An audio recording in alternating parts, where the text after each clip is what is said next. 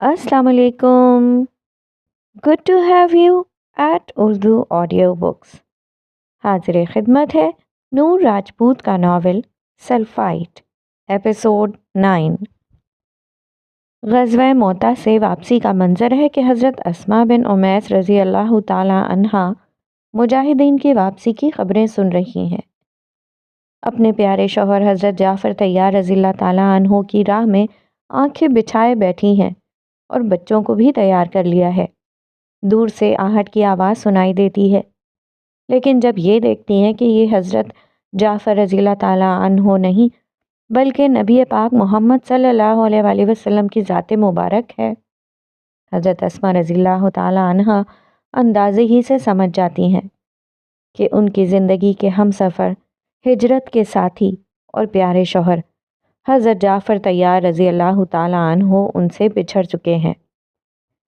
यही मामला हमारे माशरे में होता तो हज़रत अस्मा रज़ी अल्लाह ताला अन्हा को पूरी ज़िंदगी बच्चों के तन्हा हालात का मुकाबला करने के लिए छोड़ दिया जाता, लेकिन वो नबी करीम सल्लल्लाहु अलैहि वसल्लम और उनके तरबियत याफ्ता सहाबा किराम का वसीउल क़ल्बी वाला दौर था।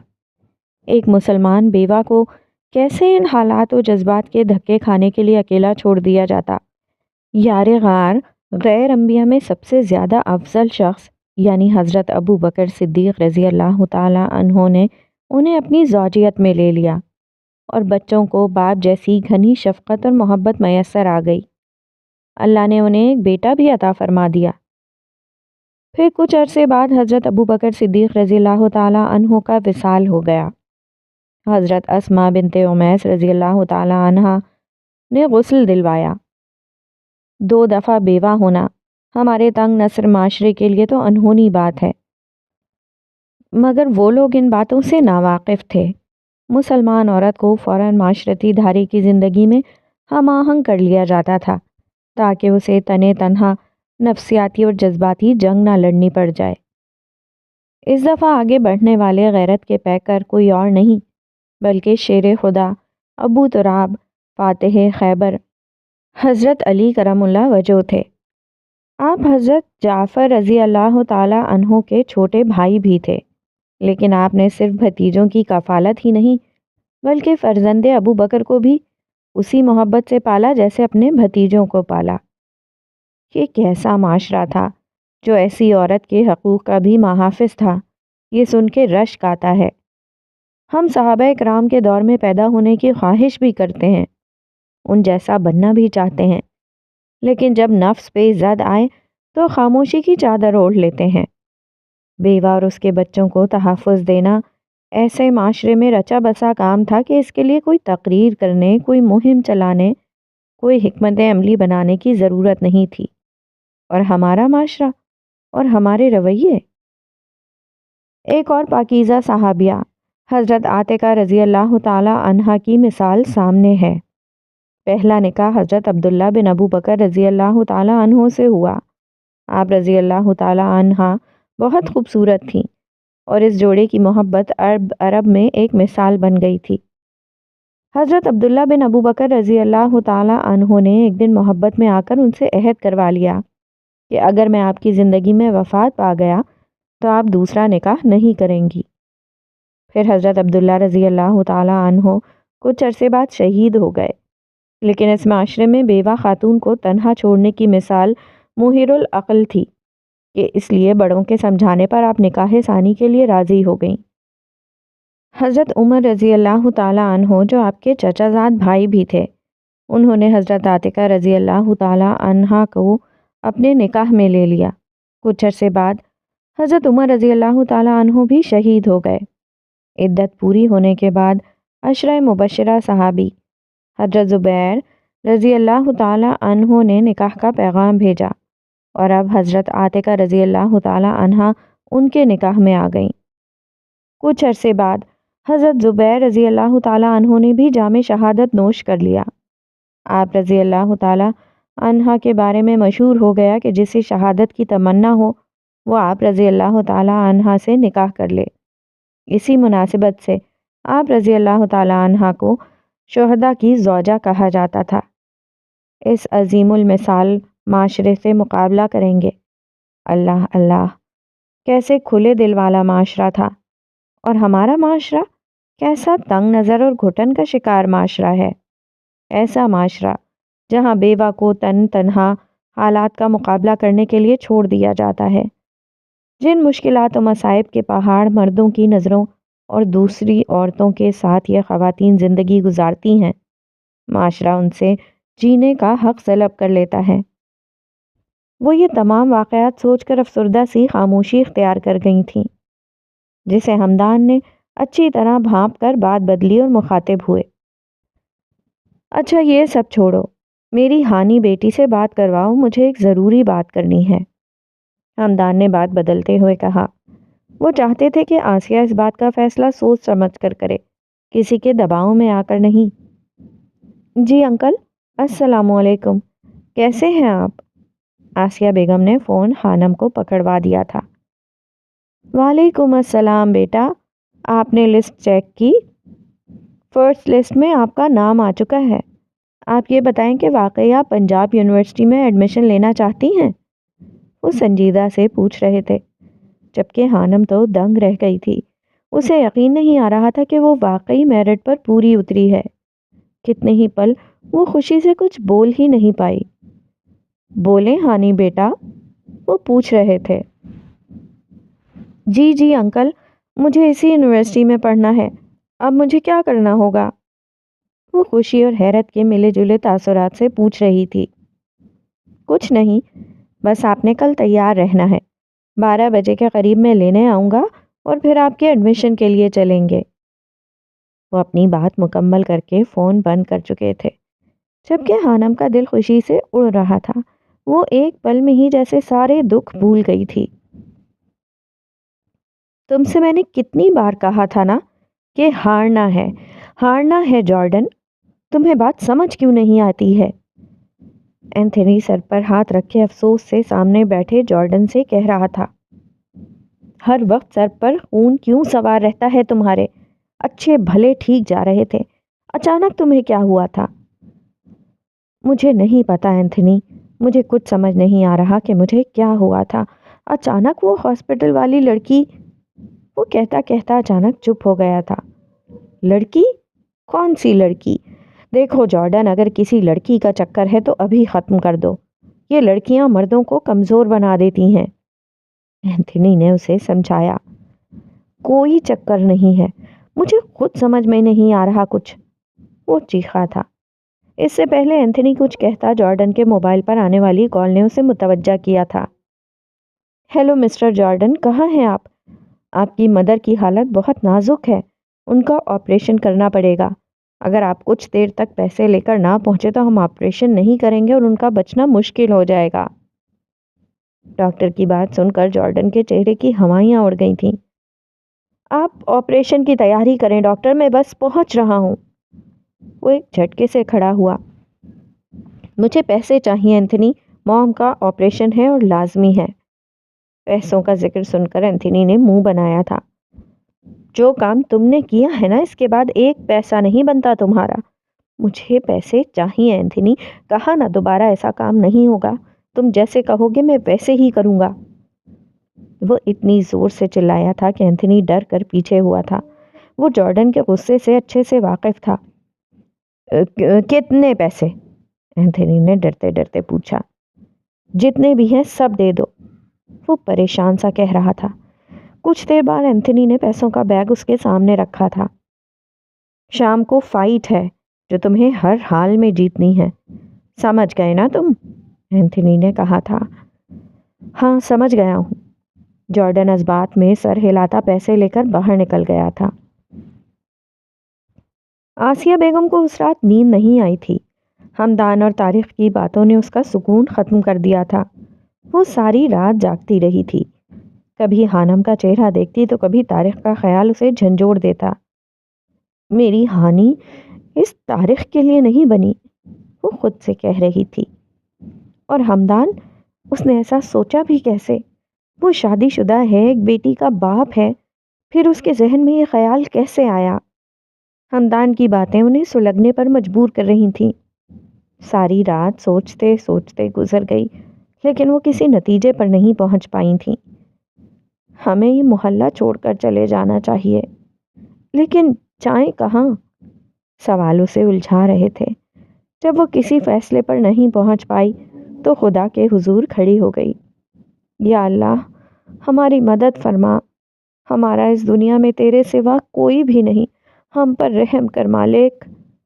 وہ نہ جانے کتنی دیر دعا مانگتی رہی تھی۔ اللہ کے حضور رونے اور گڑ گڑانے سے اس کا دل ہلکا ہو گیا تھا۔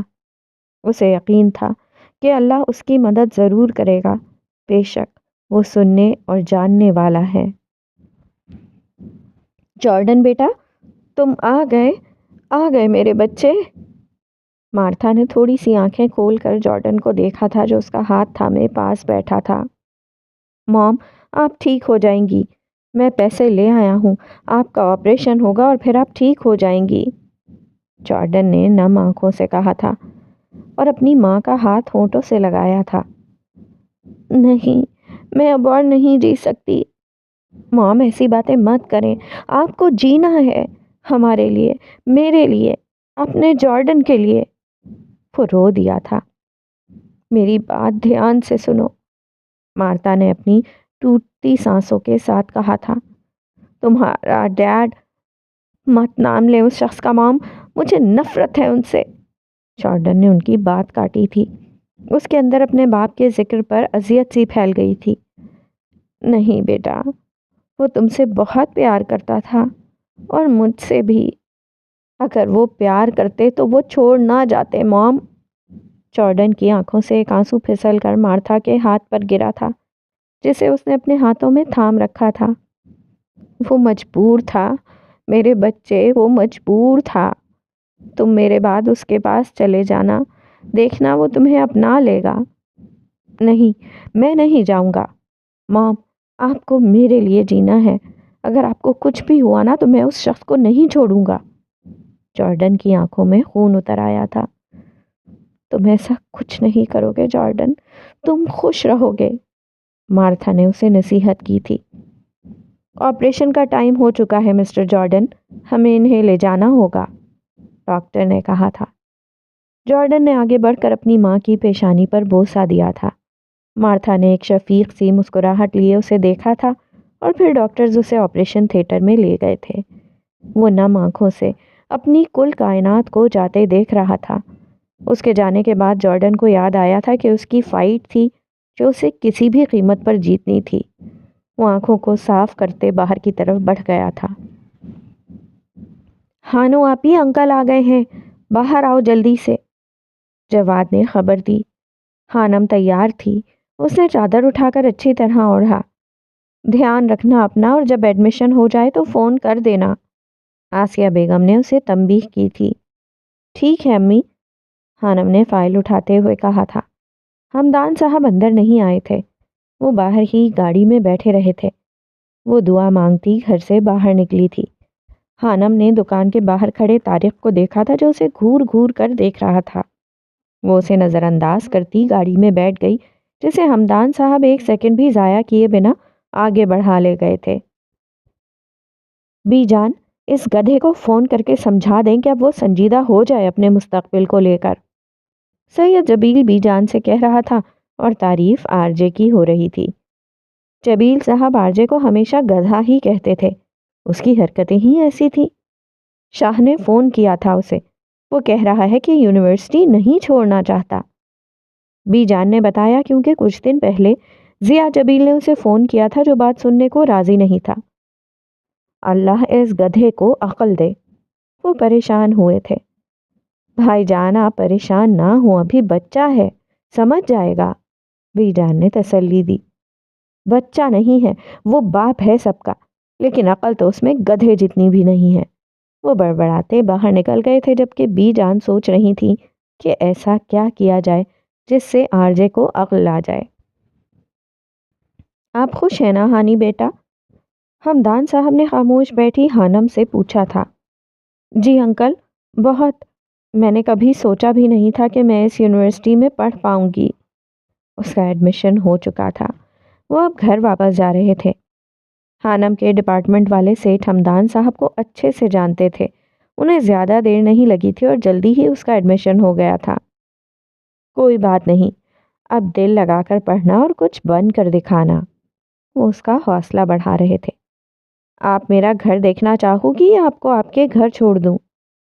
انکل پھر کبھی دیکھ لوں گی، آپ مجھے گھر چھوڑ دیں، امی انتظار کر رہی ہوں گی، خانم نے جواب دیا تھا۔ آپ کی وائف کیسی ہیں انکل؟ اچانک خانم نے سوال کیا تھا۔ وہ تو نہیں ہے۔ ان کی بات سن کر خانم چونکی تھی۔ جب ماہین پیدا ہوئی تھی وہ تبھی مجھے چھوڑ گئی تھی، وہ افسردہ سے کہہ رہے تھے۔ خانم کو افسوس ہوا۔ میں آسی سے شادی کرنا چاہتا ہوں۔ ان کی بات پر خانم نے جھٹکے سے رخ موڑا تھا۔ کیا آپ مذاق کر رہے ہیں؟ خانم کو حیرت ہوئی۔ ہرگز نہیں، وہ سنجیدہ تھے۔ میں چاہتا ہوں کہ اس کی ساری محرومیوں کا ازالہ کروں۔ ساری زندگی اس نے پریشانیوں میں گزاری ہے۔ اگر آپ لوگ میرے ساتھ ہوں گے تو محلے کا تو کیا، دنیا کا کوئی انسان آپ لوگوں کو تنگ نہیں کر پائے گا۔ خانم کو ان کی بات سمجھ آ رہی تھی۔ لیکن انکل، امی؟ اس نے انکار کر دیا ہے، وہ نہیں کرنا چاہتی، اسے زمانے کا ڈر ہے، وہ سنجیدہ سے کہہ رہے تھے۔ خانم اچھی طرح جانتی تھی کہ اس کی ماں نے ساری زندگی دکھوں میں گزاری تھی۔ وہ خود دل سے چاہتی تھی کہ اس کی ماں خوش رہے، اپنی زندگی کو جیے۔ اگر آسی مان گئی تو آپ لوگوں کو کوئی اعتراض تو نہیں ہوگا نا؟ وہ اب خانم سے پوچھ رہے تھے۔ نہیں انکل، ہمیں کوئی اعتراض نہیں ہوگا، میں خود چاہتی ہوں کہ وہ خوش رہیں۔ وہ مسکرائی تھی۔ میں بھی یہی چاہتا ہوں۔ گاڑی میں گہری خاموشی چھا گئی تھی۔ میں نے بچپن سے آسی کو چاہا ہے۔ میں باہر پڑھنے گیا تھا تاکہ اسے ایک اچھا مستقبل دے سکوں، لیکن وہ شاید میری قسمت میں نہیں تھی۔ وہ غور سے ان کی بات سن رہی تھی۔ جب آسی کی شادی ہوئی اس سے پہلے ہی میری شادی ہو گئی تھی۔ میں آیا ضرور تھا لیکن بہت پریشان تھا۔ اپنی چاہت کو کسی اور کا ہوتے دیکھنا بہت تکلیف دہ تھا، لیکن میں اسے دھوکہ نہیں دے سکتا تھا۔ وہ کسی اور کی ہو گئی تھی اور میں چپ چاپ دیکھتا رہا اور پھر واپس چلا گیا۔ انکل، آپ کی وائف کون تھی؟ مطلب شادی کیسے ہوئی تھی؟ وہ ایک پاکستانی لڑکی تھی، یہاں کی ایک کمپنی میں کام کرتی تھی اور کمپنی والوں نے اسے امریکہ بھیج دیا تھا۔ اسے وہاں جا کر پتہ چلا تھا کہ اس کے ساتھ دھوکہ ہوا ہے۔ وہ رات ہوٹل سے بھاگ گئی تھی اور اتفاقاً میری گاڑی سے ٹکرائی تھی۔ انسانیت کے ناطے مجھے اسے تحفظ دینا پڑا۔ میں نے اس سے شادی کر لی اور یوں آسی مجھ سے بچھڑ گئی۔ خانم کو ان کی کہانی سن کر حقیقتاً دکھ ہوا تھا۔ اتنا تو کبھی ابو نے بھی امی کو نہیں چاہا ہوگا جتنا حمدان انکل چاہتے ہیں۔ اللہ ان کی خواہش پوری کرے، آمین۔ خانم نے صدقے دل سے دعا کی تھی۔ کچھ دیر بعد حمدان انکل نے اسے گھر کے سامنے اتارا تھا۔ وہ اندر نہیں آئے تھے۔ کوئی بھی مسئلہ ہو مجھے فون کر دینا، میں خود دیکھ لوں گا۔ خانم ان کا اشارہ سمجھ چکی تھی۔ اور میں آپ کے لیے دعا کروں گی انکل کہ وہ آپ کے اور امی کے لیے بہتری کرے۔ وہ مسکرا کر آمین کہتے واپس جا چکے تھے اور خانم گہرا سانس لے کر گھر کے اندر داخل ہوئی تھی۔ آج کی یہ لڑائی جارڈن کو ہر قیمت پر جیتنی تھی۔ اسے اپنے مد مقابل شخص میں اپنا باپ نظر آ رہا تھا جس سے وہ انتہا کی نفرت کرتا تھا۔ وہ لوگ بری طرح سے ایک دوسرے کو مار رہے تھے۔ بالآخر وہ جیت گیا تھا۔ زخموں سے چور وہ باقی پیسے لے کر ہاسپٹل کی طرف بھاگا تھا۔ وہ اپنی ماں کو ہر حال میں بچانا چاہتا تھا، لیکن شاید قسمت کی دیوی اس سے ناراض ہو گئی تھی اور موت کی دیوی نے مارتھا کو اپنا لیا تھا۔ ہم معذرت کرتے ہیں مسٹر جارڈن، ہم آپ کی مدر کو نہیں بچا سکے۔ ڈاکٹر کے الفاظ اس پر کسی بم کی طرح گرے تھے۔ وہ اتنی زور سے چلایا تھا کہ پورا ہاسپٹل سہم سا گیا تھا۔ آپ مجھے چھوڑ کر نہیں جا سکتی مام، آپ نہیں جا سکتی۔ وہ ہاسپٹل کی راہداری میں فرش پر بیٹھ کر اتنا رویا تھا کہ لوگوں کو اس پر ترس آنا شروع ہو گیا تھا۔ آپ کی وجہ سے میری ماں مری ہے مسٹر جوبیل، میں آپ کو نہیں چھوڑوں گا۔ وہ تصور میں اپنے باپ سے مخاطب ہوا تھا۔ آپریشن تھیٹر میں وہ اپنی ماں کے مردہ جسم سے لپٹ لپٹ کر رویا تھا۔ وہ جسمانی طور پر انتہائی طاقتور شخص ذہنی طور پر بہت کمزور ثابت ہوا تھا۔ وہ غش کھا کر گر گیا تھا۔ اسے اپنے جسمانی زخموں کی پرواہ نہیں تھی۔ جو زخم اس کی روح پر لگا تھا وہ گہرا تھا، وہ نہیں بھرنے والا تھا۔ اینتھنی اس کے پیچھے آیا تھا اور پھر اسے یوں ٹوٹا پھوٹا دیکھ کر رو دیا تھا۔ کتنے گھنٹوں بعد اسے ہوش آیا تھا۔ مارتھا کو اس کے ہوش آنے پر دفنا دیا گیا تھا۔ وہ دوبارہ نہیں رویا تھا۔ اینتھنی کو اس پر پتھر کا گمان ہوا تھا۔ وہ خاموش تھا، لیکن اس کے اندر کتنا بڑا طوفان پل رہا تھا یہ صرف وہی جانتا تھا۔ اس کے جسم کا رواں رواں جل رہا تھا، یہ صرف وہی جانتا تھا۔ ہیلو، السلام علیکم انکل، کیسے ہیں آپ؟ سید جبیل نے اپنے نکمے بیٹے کو فون کیا تھا جسے آر جے نے نہیں اٹھایا تھا۔ اب انہوں نے لینڈ لائن پر فون کیا تھا جسے مکی نے اٹھایا تھا اور آواز سن کر وہ تمیز سے بات کر رہا تھا۔ وعلیکم السلام۔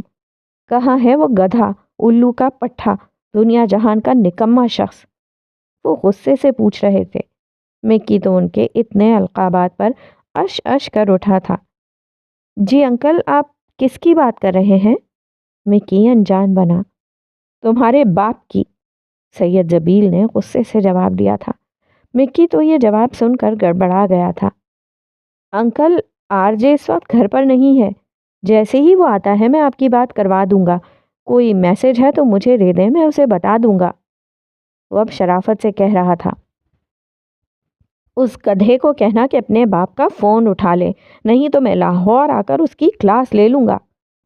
وہ غصے سے کہتے فون بند کر چکے تھے۔ مکی نے اپنا اٹکا سانس بحال کیا تھا اور پھر خشمگی نگاہوں سے اپنے سامنے صوفے پر براجمان آر جے کو دیکھا تھا، جو بہت دلچسپ نظروں سے اسے دیکھ رہا تھا اور ساتھ ہی ساتھ نوڈلز کھانے میں مگن تھا۔ سن لیا گدھے، کیا کہہ رہے تھے انکل؟ مکی نے جل کر کہا، کیونکہ آر جے نے اسے فون اٹھانے کو کہا تھا۔ ہاں سن لیا۔ آر جے نے اس کے گدھا کہنے پر مکی کو گھورا۔ یار میں تھوڑی، انکل کہہ رہے تھے۔ قسم سے کیا کمال کے القابات سے نوازتے ہیں وہ تمہیں، سچی میں فین ہو گیا میں تو۔ آر جے کے باپ کو ایسا ہی ہونا چاہیے تھا، مکی پرجوش سا کہہ رہا تھا۔ آر جے کے گھورنے پر وہ سٹپٹا کر رہ گیا تھا، جبکہ آر جے پوری توجہ سے نوڈلز کھا رہا تھا، جیسے دنیا میں اس سے اہم اور کوئی کام ہی نہیں تھا۔ خانم کو بھی گھر آئے کچھ ہی دیر گزری تھی جب دروازے پر دستک ہوئی۔ میں دیکھتا ہوں، جواد کہتا دروازے کی طرف لپکا تھا اور پھر اس کی چیخ سنائی دی تھی۔ کہاں ہے وہ تمہاری بہن ہانی؟ آج میں اسے نہیں چھوڑوں گا۔ مجھ سے شادی نہیں کرنی اور امیر لوگوں سے پورے محلے کے سامنے چکر چلاتی ہے۔ وہ پسٹل ہاتھ میں پکڑے جواد کو دھکا دے کر دنتناتا گھر میں داخل ہوا تھا۔ آسیہ بیگم، ماہم اور خانم طارق کی آواز سن کر سہم گئی تھیں۔ یا اللہ خیر، آسیہ بیگم کے منہ سے بے اختیار نکلا تھا۔ تم یہیں رکو، باہر مت آنا، میں دیکھتی ہوں اسے۔ آسیہ بیگم خانم کو تاکید کرتی باہر نکلی تھیں۔ وہ خود بہت بری طرح سے گھبرائی ہوئی تھیں۔ طارق باہر صحن میں کھڑا تھا۔ آسیہ بیگم کو دیکھ کر جواد ان کی طرف لپکا تھا۔ وہ بری طرح سے ڈرا ہوا تھا۔ کیا لینے آئے ہو تم یہاں؟ انہوں نے ہمت جمع کرتے ہوئے پوچھا۔ ہانی کدھر ہے؟ باہر نکالو اسے۔ ایسے بے حیا اور بد کردار لڑکیوں کی اس محلے میں کوئی جگہ نہیں ہے، وہ غصے سے کہتے ہوئے آگے بڑھا تھا۔ وہیں رک جاؤ طارق، آسیہ بیگم دہاڑی تھی۔ خبردار جو ایک لفظ بھی کہا تم نے میری ہانی کے متعلق۔ آسیہ بیگم کی آنکھیں سرخ ہو چکی تھیں۔ شور کی آواز سن کر پورا محلہ جیسے وہیں پر اکٹھا ہو گیا تھا۔ میں سب جانتا ہوں، کتنی پارسا ہے وہ، صبح لمبی گاڑی میں گئی تھی اور اب واپس آئی ہے۔ ایسی لڑکیوں کو تو گولی مار دینی چاہیے۔ طارق کی آواز سن کر خانم کا دل کسی نازک چڑیا کی مانند پھڑپڑا رہا تھا۔ اس نے کچھ غلط نہیں کیا تھا اور وہ کیسے الزام لگا رہا تھا اس پر۔ وہ باہر جانا چاہتی تھی جب ماہم نے اس کا ہاتھ پکڑ کر اسے باہر جانے سے روکا۔ کچھ یاد آنے پر ماہم نے خانم کا موبائل اٹھا کر ہمدان انکل کا نمبر ملایا تھا۔ ہیلو انکل، کہاں ہیں آپ؟ پہلی ہی بیل پر فون اٹھا لیا گیا تھا۔ انکل، یہاں بہت بڑا مسئلہ ہو گیا ہے، آپ پلیز جلدی آئیں۔ محب کانپتی آواز میں کہہ رہی تھی۔ اس کا دماغ ایسے واقعات پر حانم سے تیز کام کرتا تھا۔ وہ کسی غلط جگہ پر نہیں گئی تھی، داخلہ لینے گئی تھی یونیورسٹی میں، آسیہ بیگم نے جواب دیا تھا۔ دیکھ رہے ہو محلے والوں، کیسے ہماری ناک کے نیچے کھیل رچایا جا رہا ہے۔ یہ لڑکی کالج یونیورسٹی کے بہانے جانے کہاں کہاں جاتی ہے۔ میں نے کہا چپ کر جاؤ طارق، خدا کا کچھ خوف کرو، کیوں ایک معصوم بچی پر الزام لگا رہے ہو؟ آسیہ بیگم کی تو اس کی باتیں سن کر جیسے سکتہ ہی طاری ہو گیا تھا۔ جواد شعلہ بار نگاہوں سے طارق کو گھور رہا تھا۔ وہ چھوٹا تھا اور کچھ نہیں کر سکتا تھا، لیکن اسے طارق کا یوں اپنی بہن خانوں کے متعلق بات کرنا بہت برا لگ رہا تھا۔ ان کے گھر کے سامنے کچھ فاصلے پر مسجد تھی۔ نمازی مغرب کی نماز پڑھنے کے بعد مسجد سے باہر نکل رہے تھے اور شور کی آواز پر اب سب وہاں جمع ہو گئے تھے۔ یہ کیا تماشا لگا رکھا ہے تم نے طارق؟ محلے کے ایک عزت دار شخص نے اسے یوں کسی کے گھر میں گھسے دیکھا تو غصے سے پوچھا، باہر نکلو، کس نے اجازت دی تمہیں لوگوں کے گھروں میں یوں بنا اجازت اندر داخل ہونے کی؟ امام مسجد بھی وہاں آ گیا تھا۔ میری برائیاں تو آپ لوگوں کو نظر آ رہی ہیں، اس لڑکی کی نظر نہیں آ رہی جو پورے محلے کے آنکھوں میں دھول جھونک رہی ہے؟ طارق بھڑکا تھا۔ بھائی صاحب، میری بیٹی نے کوئی غلط کام نہیں کیا، وہ ایک عزت دار لڑکی ہے، یونیورسٹی میں داخلے کے لیے گئی تھی، لیکن یہ گھٹیا انسان بلا وجہ الزام لگا رہا ہے میری بچی پر۔ آسیہ بیگم نے آگے بڑھ کر امام مسجد اور اس شخص سے کہا تھا، اچھا میں الزام لگا رہا ہوں تو بتاؤ کون ہے وہ شخص جس کے ساتھ گئی تھی ہانی؟ جاننے والا ہے، میرا تایا زاد بھائی ہے، آسیہ بیگم نے جواب دیا تھا۔ خانم سے برداشت کرنا مشکل ہو گیا تھا۔ وہ اتنا جو جانتی تھی کہ پورے محلے کے سامنے طارق کچھ نہیں کر سکتا تھا۔ وہ ماہم کو جھٹکا دے کر باہر نکلی تھی۔ کیوں شور مچا رہے ہو تم؟ یہی ہوں میں، بھاگی تو نہیں ہوں۔ وہ نہ جانے اتنی ہمت کہاں سے لائی تھی۔ خانم کو دیکھ کر طارق کی آنکھیں چمکی تھیں۔ وہ جس مقصد کے لیے آیا تھا اسے ہر قیمت پر پورا کرنا چاہتا تھا۔ اوہ، بھاگنے میں کوئی کمی نہیں چھوڑی تم نے۔ دیکھ رہے ہو محلے والوں، میں نے عزت سے رشتہ بھیجا تھا اس کے لیے، لیکن نہیں، انکار کر دیا۔ اب پتہ چلا مجھے کہ یہ معصوم چہرے کے پیچھے کتنی شاطر لڑکی چھپی ہے۔ وہ پھر چلایا تھا۔ اس لمحے خانم کو طارق سے شدید نفرت محسوس ہوئی تھی۔ اس سے پہلے کوئی کچھ کہتا اچانک پولیس کے سائرن کی آواز گونجی تھی، جسے سن کر طارق کے چہرے کا رنگ اڑا تھا۔ اس نے پسٹل کو فٹافٹ جیب میں ڈالا تھا۔ چند ہی سیکنڈز میں ہمدان صاحب پولیس والوں کے ساتھ اندر داخل ہوئے۔ دروازے پر لگے لوگوں کے ہجوم نے انہیں راستہ دیا تھا۔ پولیس کو دیکھ کر کافی لوگ رفو چکر ہو گئے تھے۔ کیا ہو رہا ہے یہاں پر؟ پولیس انسپکٹر نے طارق کی طرف دیکھتے ہوئے غصے سے پوچھا تھا۔ طارق تو سٹپٹا گیا۔ یہ شخص بلا وجہ گھر میں گھس کر مارنے کی دھمکی دے رہا ہے انسپکٹر صاحب۔ آسیہ بیگم کا گلا روندھ گیا تھا۔ اس سے پہلے طارق کچھ کہتا 2-3 سپاہیوں نے آگے بڑھ کر اسے ہتکڑی لگائی تھی۔ جب ماہم نے ہمدان انکل کو کال کی، وہ ابھی زیادہ دور نہیں گئے تھے۔ علاقے کے کمشنر انہیں اچھی طرح سے جانتے تھے۔ ان کے فون کال کرنے پر ایس پی خود آیا تھا طارق کو گرفتار کرنے۔ معذرت چاہتے ہیں سیٹھ صاحب، ایس پی ہمدان انکل سے مخاطب ہوا تھا۔ معذرت کی ضرورت نہیں ہے، اسے لے جائیں اور کڑی سے کڑی سزا دیں۔ وہ طارق کی طرف دیکھ کر خونخوار لہجے میں بولے تھے۔ پولیس طارق کو لے کر چلی گئی تھی۔ آپ سب لوگ بھی اپنے اپنے گھروں کو چلیں، امام مسجد نے باقی رکے ہوئے لوگوں کو دیکھتے ہوئے کہا تھا، جو تماشائی بن کر تماشا دیکھ رہے تھے، جو اتنے بزدل تھے کہ حق کے خلاف آواز نہیں اٹھا سکتے تھے۔ وہاں ہر کسی کو اپنی جان پیاری تھی۔ ہمارے معاشرے کا یہی المیہ ہے، جہاں پر کوئی غریب لڑکی تھوڑی سی ابھرتی ہے اسے یوں خاموش کروا دیا جاتا ہے، بہت سی لڑکیوں کو بے موت مار دیا جاتا ہے۔ امام صاحب، مجھے آپ سے ضروری بات کرنی ہے۔ ہمدان صاحب نے امام مسجد کو جاتے دیکھا تو کہا۔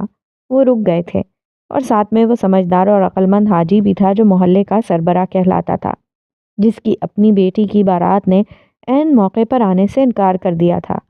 وجہ جو بھی تھی، لیکن الزام لڑکی پر آیا تھا۔ طارق کہتا رہا تھا، لیکن پولیس والوں نے اس کی ایک نہ سنی تھی۔ وہ اسے لے گئے تھے۔ جی کہیے۔ امام مسجد نے عزت سے جواب دیا تھا۔